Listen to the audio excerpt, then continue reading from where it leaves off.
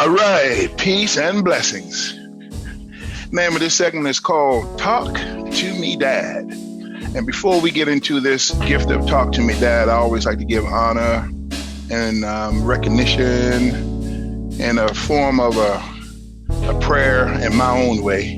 And I do that just by holding my hands out towards you, beloved, and all that is in between us, beyond words, to say, give thanks, Spirit, for this blessed opportunity. Open up doors, open up portals within inside of ourselves to allow nothing but that which is authentic to come through, to allow nothing but the grace and the power of love in all forms begin to allow itself to be shared, that it may have an opportunity to make shifts in all of us as beings to be much, much, much better.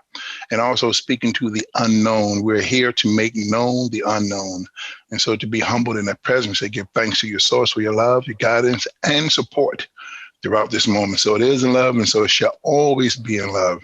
I say Ashe, Ashe, Ashe. Oh, give thanks, beloved.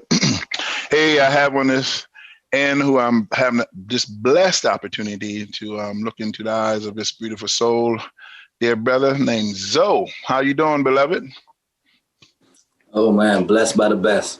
Great. Yeah. Hey, just say your full name for me, because I don't know it fully out from the Ethiopian background here. Enzo Fikru. Enzo Fikru. And what does Enzo mean? Well, Enzo is actually originally an Italian name. So my birth name, my original birth name is Besalot, that my mother actually gave me. Yes, my mother, she named me Besalot, but my grandmother named me Enzo, and Enzo was my house name. Growing up in school, they used to make fun of that name, and they used to say Betsalat. Betsalat. He's like, which your mom used to bet a lot when she was pregnant? Yeah, man. Yeah, well, you know how we are in school, man. We pick. So we say Betsalot. Betsalot means in his prayer. In his prayer. Wow. Yeah. Wow, which really brings me into this this sacred moment. I consider this a very sacred moment because you're pregnant right now. And the queen. Well, I'm not pregnant. You know how it's a crazy world we live in now too. So you gotta clarify. I am not pregnant. Well, my wife. Let you know what, I had the pleasure of doing a Talk to Me Dad interview. It's been almost a month now, maybe 3 weeks ago. And my friend said, so, now that my wife is pregnant, and I said, let me stop you for a moment, because in reality, you all are pregnant. And he goes, oh, wow. And he was able to elaborate on it. And I'm saying that to say, because in that moment of quote unquote conception, and I'm only going to speak from a space that I don't know. I've experienced, then again, I can't say that. I'm only going to speak from a space that I know of, but I never went through the full term. And what I mean by that, when I had learned that my beloved was carrying my seed, and when something happened to me and for me, I got scared. I got uncomfortable. And my mind went to a lot of different places. And so for me, it was a moment of discomfort that I didn't quite understand until the brother who I interviewed just a few weeks ago, he articulated in a thought that was unique for me, and it took away the misunderstanding of fear based on how this society, I feel as though, present pregnancy, where in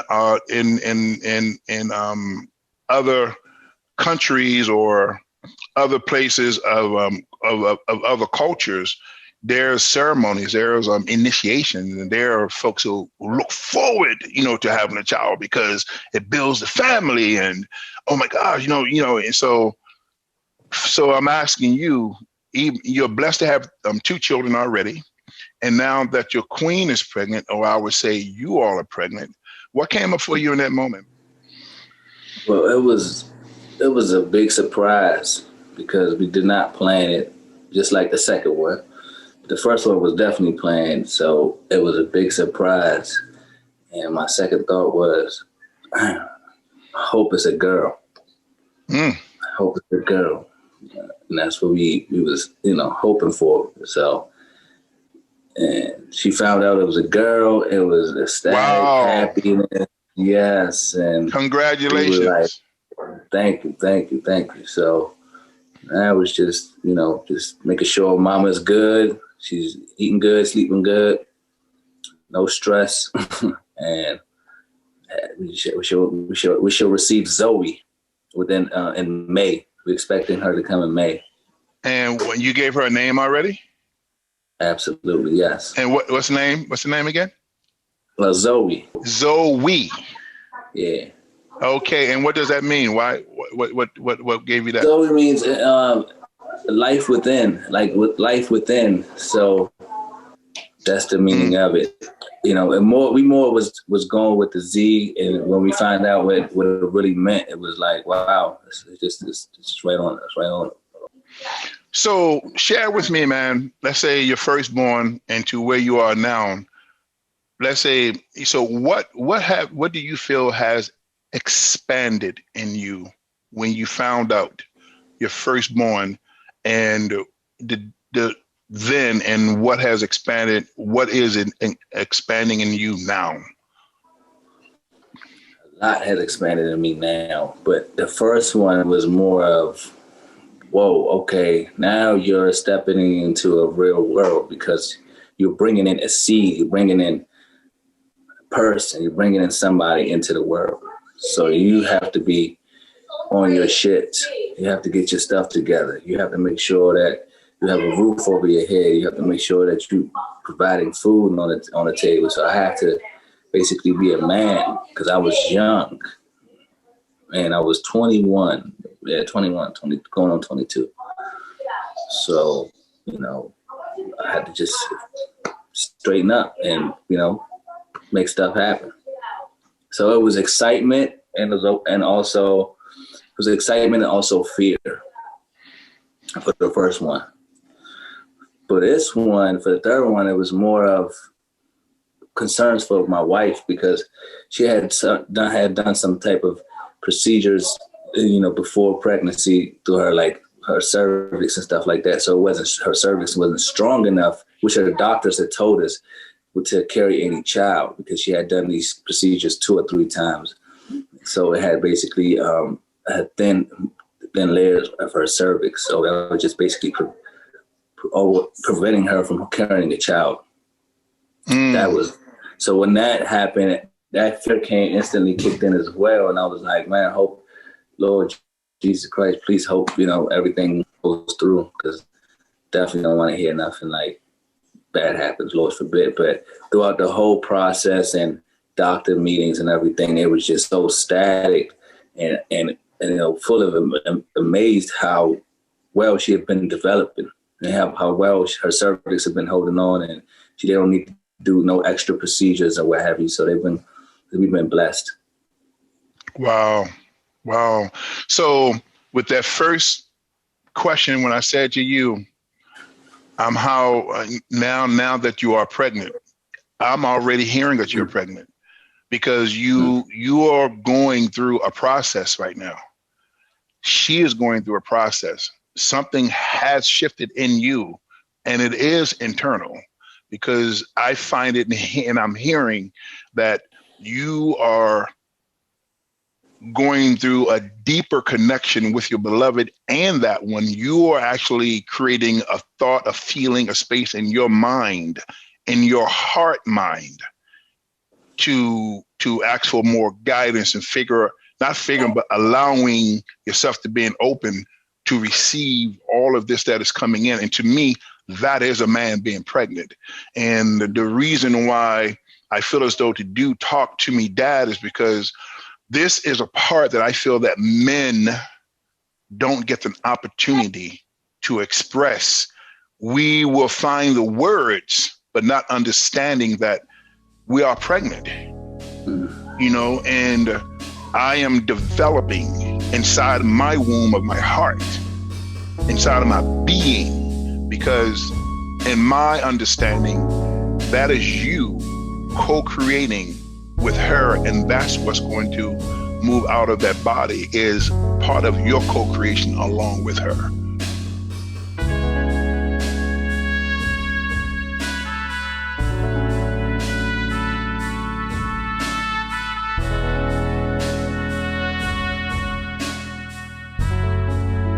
So what's coming up for you in the spirit of knowing that you're going to have a daughter? How does that feel for you? Because you have 2 boys, so this is a whole another taking. It's another taking, and it's something that I always been asking for it. And I was like, you know, why? Because I feel like girls are more attached to the guys, and to, you know, they love their dad, and that she's going to be a daddy's girl. These 2 boys are they're more attached to their mom. Their mama's boy. I toughen them up. I give them a little tough love. But this one, I think she's going to bring out my affectionate side. And she's going to play I'm going to give her my heart, and she's going to play with it like a fine-tuned piano.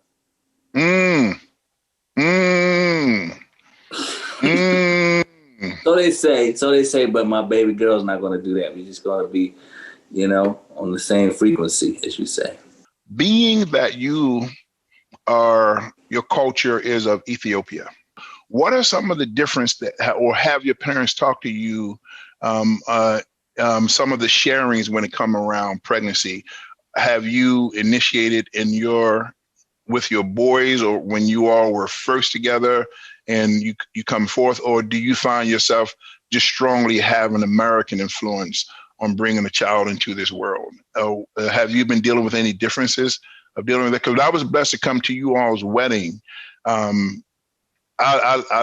love the connection of even the people, the socializing, everyone kiss each other on the cheek on both sides, and it's different than an American approach. So, 100%. Well, from our aspect is when she's pregnant, she's not even supposed to lift anything or do anything. She's treated with royalty. They make her certain foods, special foods, and special care and tear. You know, we have people come and rub your feet and all this. Man, you get treated like royalty when you're pregnant. So, and that's what you're providing for her during this time. Is that throughout I try my best, you know, but she gets that when she goes to my mom's house, though. Mom treats her right. As soon as she comes in, my wife comes to the door. My mom's in the kitchen with the stove on and whipping and cooking up all types of meals. What Tammy likes is Tammy this, Tammy that, Tammy for her. Don't let her do anything. So she calls and checks up on her. So she treats her just like her own daughter. So that's a blessing. You know, it's interesting because when I was blessed to have taken the journey to Jamaica years ago, I was on a quote unquote holy land. These were folks that were really deeply scripturally read, and on their property, you were not allowed to, when a woman was blessed to be on her missus, the women have to be off by themselves and the men have to be off by themselves, but they will be put into this more like a hut, but really nice, laid out. And every day someone would have to, throughout the entire day, that's how they got fed. They were not allowed to touch things, to do things. And they really held on to that space of awareness. So to hear of that culture, and also to, you know, knowing that your wife is from America, and there is sharings, you know, just us, we'll work up until we're 9 months. We'll do what we have to do to, you know, to survive in the process. And I recall when my daughter-in-law was pregnant, her and my son, we were performing and we were on stage until that last minute. We had to, like, at the the ninth month, she wanted to do this show, and sure enough, at the end of the show, the water broke and we all jumped in the car. Wow. You wow.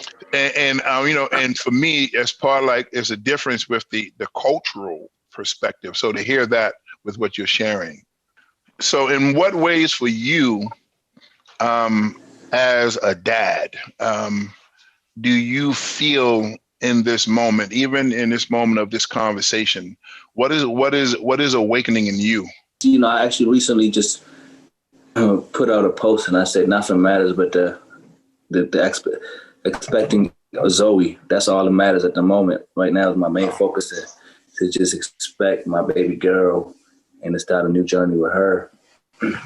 So I look forward to it, and I feel her beating on her stomach and all that good stuff, and heart. You know, we go to the doctor's meeting. Unfortunately, we can't both go there nowadays. You just got to see the pictures due to COVID. But I'm there every step, every moment of it. So it's been a wonderful journey.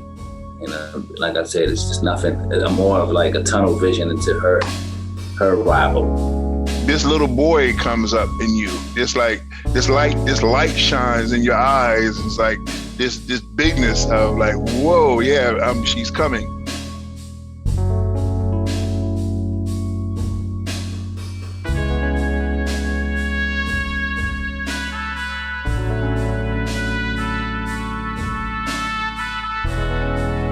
Have you found it that your father have set an example, some crumbs out there for you to follow, to hold on to be a better person? Absolutely. Yeah, absolutely. My father was a wonderful father, a great father. He was a provider, and he made sure,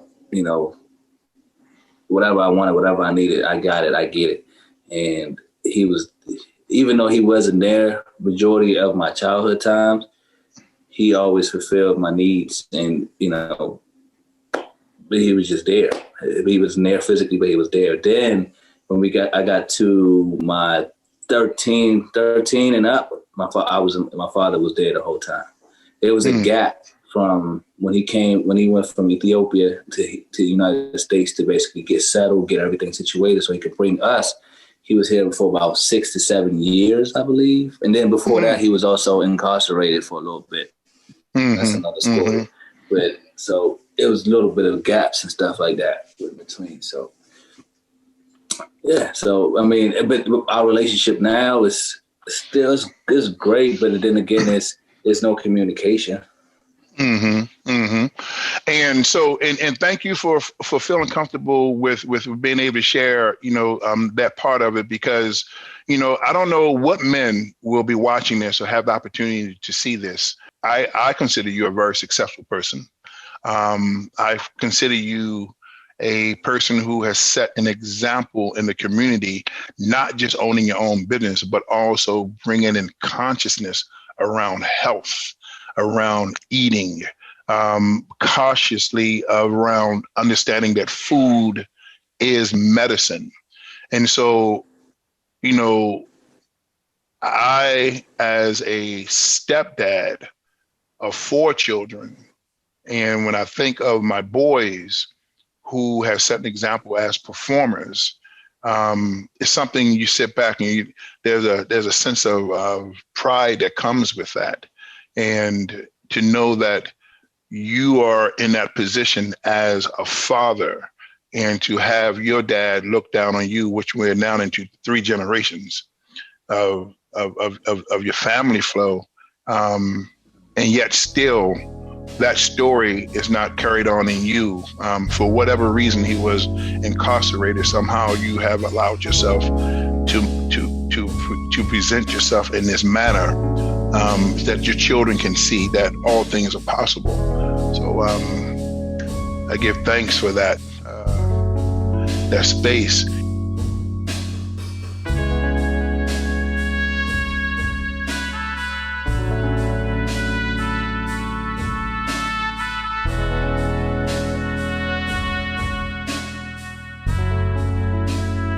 Is there anything in you that you feel, even in this conversation, that's being awakened, that you may want to begin to add to that, like you were saying, Dad, he's just a little short, and so does that make you want to be that way? Does that, you find yourself differently? Because in our generations back of an American lifestyle, we didn't know, and we was also conditioned in ways of, get pregnant, you got to go there and work. You got to take care of that baby, as opposed to connecting to the baby. Because like there's a depth that is so deep in my feelings, that you are so connected, as you were sharing a little bit earlier about, when you would see the baby on the stream, or you can feel your lady, were more connected. Has anything in that midst of those fantasies that I would speak of, that we have an opportunity to shift now, and someone who's going to be listening to this podcast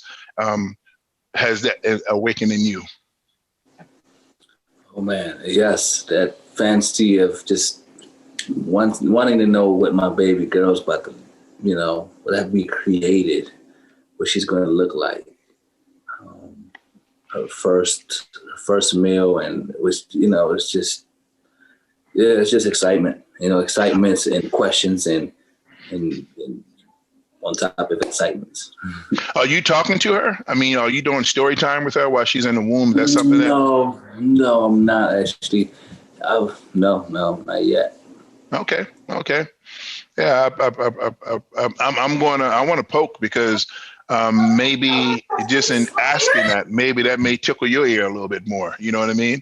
I don't know. You know what I mean? Play music for the little one, for the boys. I used to put like headphones on her stomach and play music, and for hertz frequencies and stuff like that on her stomach with the kids. But I haven't done so with Zoe yet. I feel like I was so delicate with her. I'm just so we wake up in the middle of the night one day. She would have like a bad dream, and she'd go like like that, and I'm up with her, and I'm very like on her delicate, because like I said, we just didn't expect it, and we also going by what the doctors are saying as far as her cervix and stuff like that. So it's just, we didn't know it was going to happen, because we were going to adopt. We were going to adopt, actually. If it didn't happen, you know what? That's funny. Really? Yeah. So we were talks of just adopting, because she wanted a girl, I wanted a girl. And she was like, if anything, we would adopt from, less fortunate family, or back home from Ethiopia, or what have you. So we definitely had talks of it. So the Most High, the universe blesses us with one. Can you speak to that for a moment, in that connection with Source, now that has happened? Can you speak to that? You desired it and it came. Has that increased your faith walk, or your connection to the universe? Because to know that you were actually thinking about adopting, and then bam. My faith with God has always been there.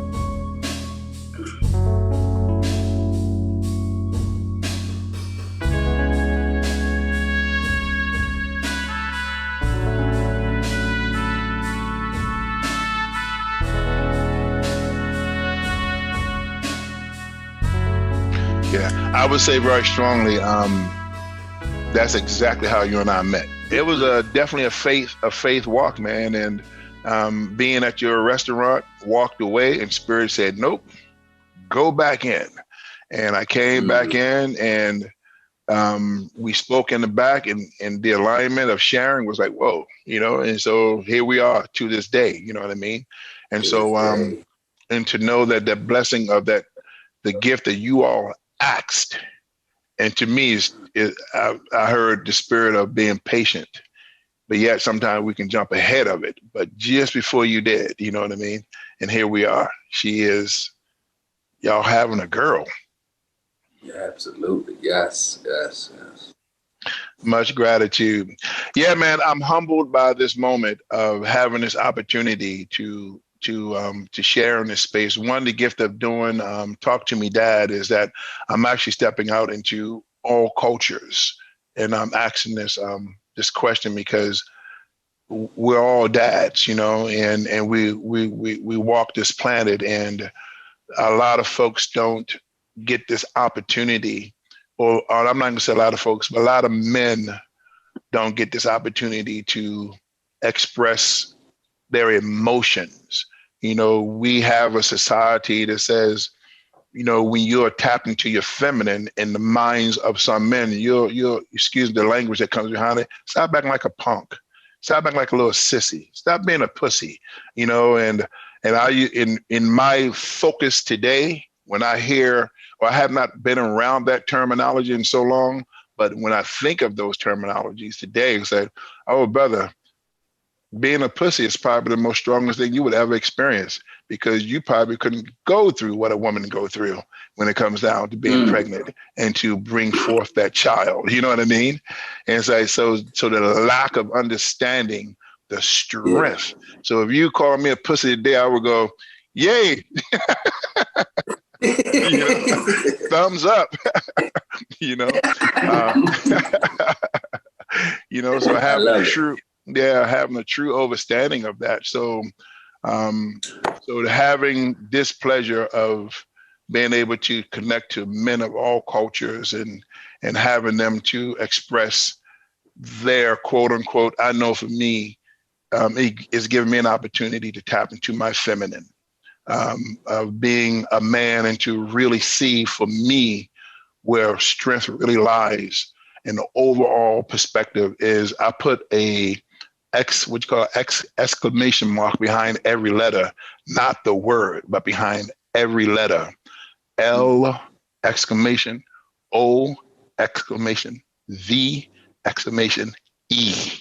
It all comes back to that space, and being able to feel comfortable to talk love, to show it off, to feel proud about it, because it's one of those sharings that people actually shy away from it when you talk love, or there's this bubbly feeling or this image that we have taken on based on what society has given the meaning to it. So we get the opportunity to really share the gift of, and to talk about love, and so your queen is carrying a loving being. She is co-creating with spirit. You're in her womb, a part of you in this moment. And I am looking so forward to being in the presence of Zoe. So I just want to say thank you for this blessed opportunity, interview, sharing, and I'm feeling your heart in this moment around this beautiful gift, beloved. I am so grateful. So am I, and I'm so grateful, and it's an honor to be on here and to be here with your spirit, sharing this moment and this milestone that we're having. And I can't wait to share the moments with you when Zoe do arrive, so we can, grow. As it takes a village to raise a child. Every moment, every time somebody comes in and interact with my kids, they always remember them, and then they don't see that person. They're like, hey, whatever happened to such and such? Or, so I make sure that we bring the right people around the kids, and they gravitate to the right things and grow to be the right person, the right gentleman, and they can just multiply and get the family tree could keep growing and getting stronger and wiser. Yeah. Peace and love. Peace and love. Peace and love to you. Peace and love to the beloved that's making this happen behind the scene. Peace and love to just the air that we breathe, man. Everything. We'll be talking real soon, man. And take care of that internal garden that is happening on both you and on the inside of Mama. Much blessings to you, beloved. Aloha and peace to your heart.